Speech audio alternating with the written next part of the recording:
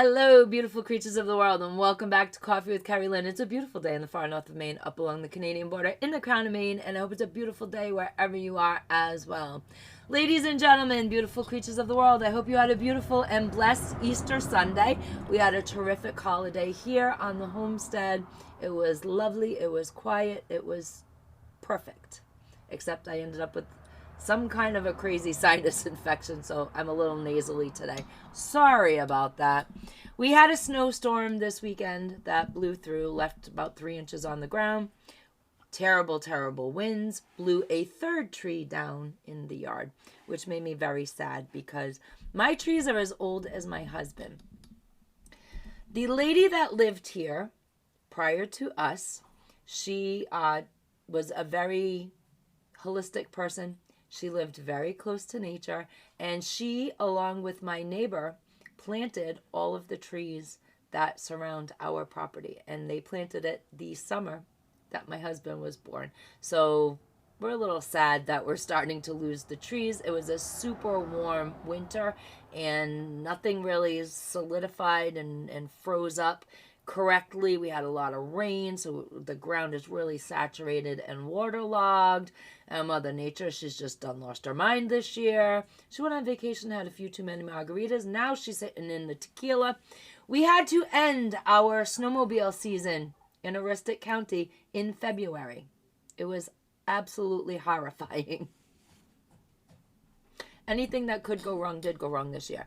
And now we have people already on the ATV trails that are not open. Citizens of Aroostook County, if you are using the ATV trails, knock it the hell off, because you're going to screw it up for those of us who follow the rules.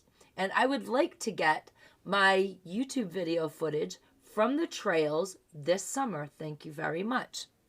Plan on doing quite a few YouTube outings with my audience, so don't mess it up. Don't make the farmers close their fields down, close the trails down that run across their property. They do this as a courtesy for us, and I really, really would enjoy being on the trails this summer. Ladies and gentlemen, beautiful creatures of the world, we're going to talk about the solar event. We are very excited in Aroostook County because we are literally in the trajectory path to have a fantastic viewing of the solar event, provided Mother Nature allows that to happen. Estimates are anywhere between, I've seen wild estimates, they're all over the map, anywhere between 20,000 extra people flocking into the county to 40 to 60,000 extra people coming into the county for the event. Now, a lot of towns up here, a lot of places are having events. They're in Holton, about an hour away. They are having a meditative revival tent where you can go and you can experience the solar eclipse with other human beings, and you can channel your energy and do your meditative practices, do your spiritual practices in the company of others. They're having some cool celebratory events downtown. All the shops are getting in on it. In Presque Isle, there's some viewing places. In Caribou, downtown, they're going to have a viewing place. Loring Air Force Base is going to have a viewing place. I heard a little bit up north is going to have events going on for the eclipse and the economy. Nothing wrong with making a buck off of what's going to be a spectacular event. The hotels are starting to fill up. There's a little apprehension. I was ear to the ground type of thing. A little bit of apprehension because we don't know about the weather during the event. And as far as people from away go, there are many points in Maine that are closer to them where they might stop and not arrive up here, which is kind of a good thing. It's terrible, isn't it? We don't want people from away. We don't mind people from away. We like people. We like people to visit, but we also like y'all to go away. And that's just, we like our peace and quiet here in agricultural country. God's country, as my grandmother used to call it when she came to visit me all those years ago. And we like our peace. We like our quiet. And people from away bring attitudes. Let's just say that. They bring attitudes, and we all don't want them attitudes at our stores, and the rudeness that often comes from them. It's facts. What can I tell you? Ladies and gentlemen, beautiful creatures of the world. As I said, anywhere between 20 to 60,000. That's the numbers. They really don't know. We're 6 hours from Boston, so we don't know how many people are actually going to show up here. However, people are freaking out because FEMA is telling people to get 3 days worth of food and water and gasoline for your cars. Get all your cars all gassed up for the event. There is a very logical explanation for this, ladies and gentlemen, beautiful creatures of the world. The world is not going to end. It's not going to be an apocalypse. There's a lot of conspiracy theories. There's a lot of spiritual connotations, spiritual theories going on. There's a lot of woo-woo talk. And we all know I live in the world of woo-woo. If you haven't been with my channel before, surprise! I am the girl that all the weird things happen to. I'm the weird girl. My life has many events that are stranger than fiction. I cannot explain them to you. I know things I should not know about people that I know, people that I don't know.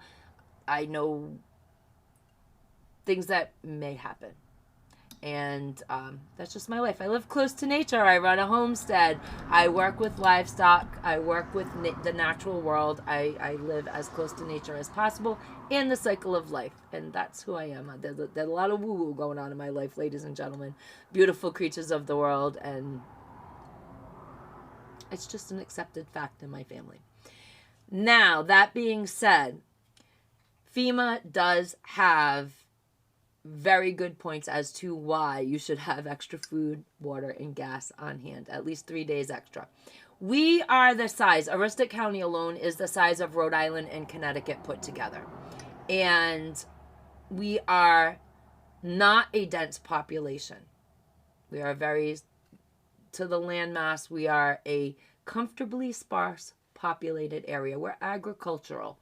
And a lot of our land is woods, and it's, you know, woodland agriculture as well as farm agriculture, and that's what goes on up here. And we got the lakes, and we have all sorts of people. We have thousands and tens of thousands of people that come in through the summer months, and they do their vacationing, and they have their homes on the lake, and they have their campgrounds, their summer homes that they come to, and then they snowbird down to Florida in the warmer states in the winter, and that's just keeps everything going around. Now, people have made mention up here about the extra gas. Ladies and gentlemen of the county, while we love people to come and visit, we also want them to have the ability to leave the county. So they're going to be sucking up some extra gas. And that's just, we're just not in the tourist season yet. So I think that makes a difference as to why you should have extra food, if you have the need for extra water, extra gas in your gas tank. If you live off grid and need some extra gas for your generator, just get that. If you live in the county, you probably already have all that, because we have crazy winters where we can't get to the store for a day or two after a snowstorm. So you're used to pantry building. If you're in the trajectory and you're not used to pantry building, get 3 days worth of food. It's not going to hurt you in any way, shape, or form. It's just going to mean you buy less groceries if you have to the following week. Now, if you've been with my channel since January, you're doing the 5-can challenge and you are building a pantry, and you're all set because you've been doing this since January. So you got all the extra that you need in your house. Just make sure your cars are gassed up. What happened up here in the early 20s, when we had supply chain shortages and all that stuff, we had people converging from away. They were running away from the cities. And we had, before we closed the border down, we had a lot of people from Canada cross the border, because we are a border state and we only live 15 minutes from the Canadian border. And there was panic everywhere because nobody had enough, because things were broken. And so while we were suffering here, people from all over were coming in and purchasing what little we had and taking it back to wherever they came from. And that caused a lot of our small supermarkets up here right along the border to check license plates when you pulled into their grocery store. And if you did not have a main plate on your car, you were told to leave. And if you did have a main plate on your car and they were not used to seeing you in their store, they asked you for your identification and you were asked to leave because you were not from their town. And this is why we keep a little extra on hand during these kind of events. So it's not so strange and so cynical as to why FEMA is asking people to do these things. Now NASA's asking people to become citizen scientists, and this is also freaking people out. NASA would like you to, if you are in the trajectory path at the height of the solar eclipse, to take photographs, take videos, listen to what's going on in the world around you. Now, if you've never been through a solar eclipse, it will get dark, and generally the animals go very quiet because they get confused. They think that night has fallen, and if you don't hear birds chirping in the evening, you probably won't hear birds chirping during the eclipse. And there's one extra thing that people are freaking out about. If you have been seeing the videos online on YouTube and on TikTok, I don't have TikTok, but my kids send me the TikTok videos of these severe storms that come in, and people are videoing it, and all of a sudden they hear the horns of Gabriel. Now, this is why people are freaking out that NASA wants people to listen to what is happening during the eclipse. Honestly, if I hear the horns of Gabriel during the eclipse, I don't know how I'm going to react to that. The videos online are absolutely phenomenal of these storms coming in, these angelic type of horns sounding off at the height of the storms. It's absolutely incredible. Natural phenomena, do not know. Military industrial complex testing stuff, do not know. So nobody knows what's causing it. It is happening all around the world. There are many, many videos on it. Google it, watch it. It's absolutely fantastic and absolutely incredible, and absolutely probably something for a Freaky Friday episode to discuss. It's absolutely, it's wild and cool. But that is why people are freaking out, because NASA is asking you to listen to see what you can hear during the eclipse. And those are the videos that are freaking people out. Now, let's face it. More calm, rational heads prevailing. If you're going to be a citizen scientist, NASA can collect a lot more data. There's a website, Google it all up, where you can submit all your data, your photographs, what you heard, your videos, so you can become a citizen scientist. Because science is theories, and the more information, hardcore information that they get, the easier it is to construct their theories and find out if those theories are going to hold any water. We all walk around with computers in our pockets. This is really the first, I guess, solar eclipse that everybody has a computer in their pocket. So it'll be a mass data issuance to NASA through their website, and they will be able to draw their conclusions and prove their theories and disprove their theories. Now, a lot of people are freaking out because at the height of the solar eclipse, they're going to start up another super collider. I don't know. I have no opinion on this. Maybe that they shouldn't. But they're going to, because they're the science community, and they like to do weird, wild things that freak people out. So, I don't know. Your guess is as good as mine. I'm going to be on my back deck watching this and relaxing. Now we're going to get to the super simplified science as to what is going to happen to the human body during the eclipse. Super, super simple. We live in a world of artificial energy, ladies and gentlemen, beautiful creatures of the world. And that energy courses through us, and that energy is unnatural to the harmony of the human body. I'm getting a little bit into the woo-woo now. So if you like to say goodbye, see you later. But for those of you who want to stick around for the woo-woo, here we go. We live with 5G, not natural. We live with electric lines above our heads, not natural. We live with Wi-Fi. We live with extra microwaves. We live with all this stuff that we are producing into the world. We're containing it. We're producing it. We're putting it out into the world. Now, your body understands what to do with itself when it gets sick and when it is perfectly healthy.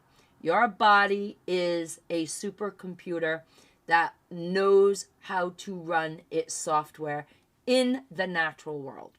But we are stripping away more and more of the natural world and adding in all of these crazy artificial elements and a lot of this artificial energy. And that's messing with the free radicals. Absolutely. It's messing with the DNA. It's messing with your cell composition. And then we add lovely things like we eat all the wrong things. We eat a lot of processed food. We eat a lot of garbage. We eat a lot of just absolute shit that shouldn't be in your body. We're consuming it. And you got the sciencey people and they're adding crap to the seeds that we plant and we're consuming that. Everybody's messing around with something, and it is messing around with the human body. And what is going to happen at the height of the solar eclipse? The energy from the eclipse is going to override all that artificial energy.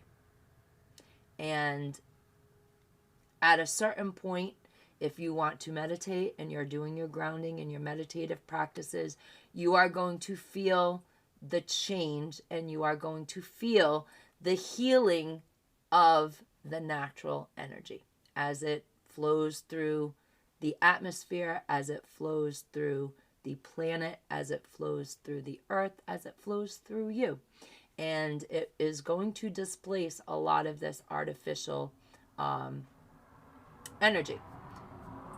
Maybe a grid goes down, maybe you lose your Wi-Fi, maybe your phone goes down for a little while, who knows, we don't know. There's solar flares, there's the devil's comet happening, there's all kinds of things that are going to go on at the height of the solar eclipse. So we have to bear in mind that the energy coming off this natural event is going to be super, super intense, and it is also the new moon day. So there's a new moon happening. And we know for every new moon, we got to kind of clean out our spiritual closet. We got to get rid of the energy that does not serve us any longer.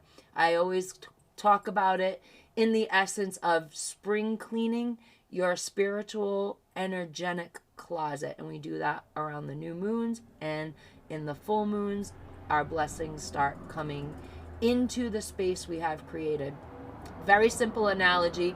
I use it, and I've been using it with my children when they were small. Like energy attracts like energy in the universe. Facts. If you live in a more negative state of being, the energy you're going to attract, law of attraction, manifestation, is going to be chaotic and it's going to be negative. And if you live in a more positive energy, you are more optimistic, you are more open to hopes and dreams, and change does not scare you, you do not live on a fear level, then you will attract a lot of abundance, a lot of love, a lot of good health, a lot of positive energy into your life. Now, every new moon, we have to start cleaning our energetic spiritual closets out, because there are things that happen in life that are no longer serving the purpose of our experience. So we get rid of that energy by releasing it into the universe, allowing the universe to absorb that which no longer serves us in our lives. makes a space, a void, so to speak, in your spiritual energetic closet. And during the moon cycle, as we all ask for things, and it does, people are praying, you're praying to God for things, you're praying to the universe for things. Some people are talking to the stars, some people are talking to Mother Nature.